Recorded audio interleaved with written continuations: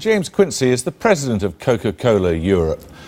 What good does Coca-Cola do you physically? I think Coca-Cola, as the introduction said, does have some sugar in it. It is energy. Is it an absolute necessity?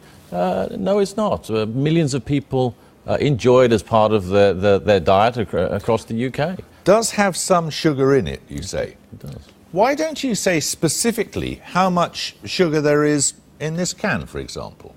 I think if you turn... On the side you say 30, you have a percentage on there, don't you? Yes, right here on the front, it quite clearly calls out the amount of sugar in this can of Coke. And what does it say? 35 grams, which is 6 teaspoons of sugar, which is, you know, about the same amount of calories as a cappuccino or half a croissant.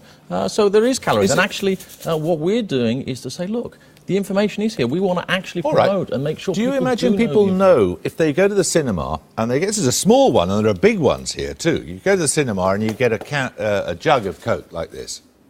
Do you think people have any idea how much sugar's in it? And maybe they don't. And I think one of the things we need to do. Look at this. 23 sachets of sugar in that single container, the equivalent thereof. Now, that is a staggering amount of sugar, isn't it?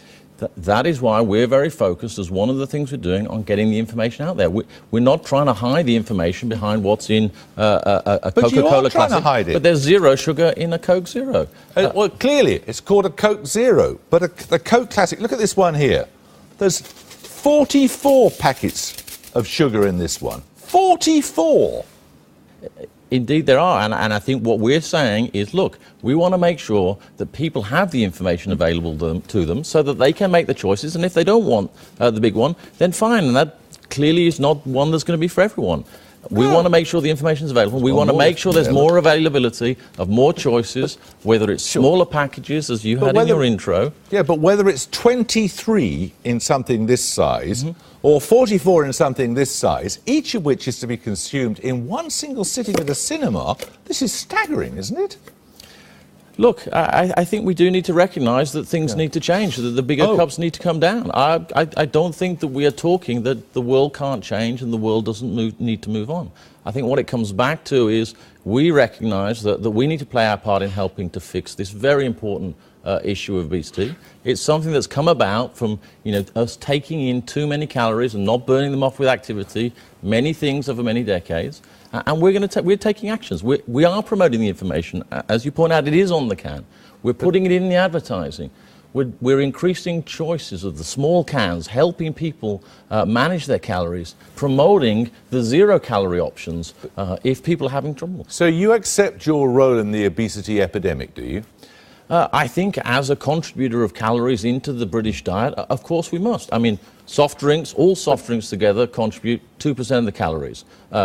It's a part of it, and therefore we need to accept our role, and we do. And that's why we want to focus on actions that we believe will help bring this crisis under control. Isn't what you're doing very similar to what the tobacco companies did when, after the link with cancer had been established, started then trying to get us all to smoke light cigarettes, as opposed to saying, don't have any of them?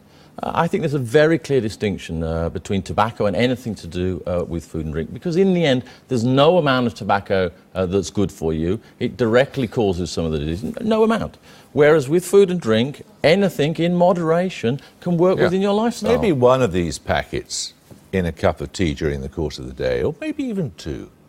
23 in the smallest container at the cinema.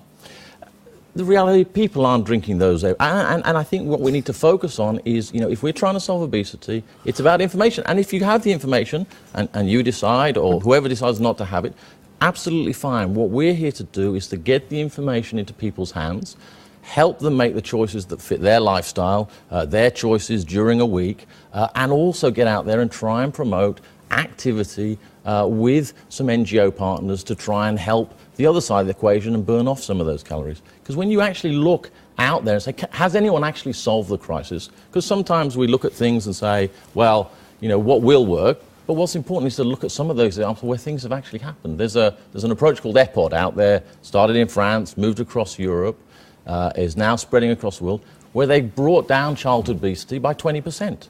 And it's not by taking some You could take a lead in eye-catching that, or simple measures. They did a number of things, bringing in private companies, health companies, local government communities, and brought down childhood obesity by 20%.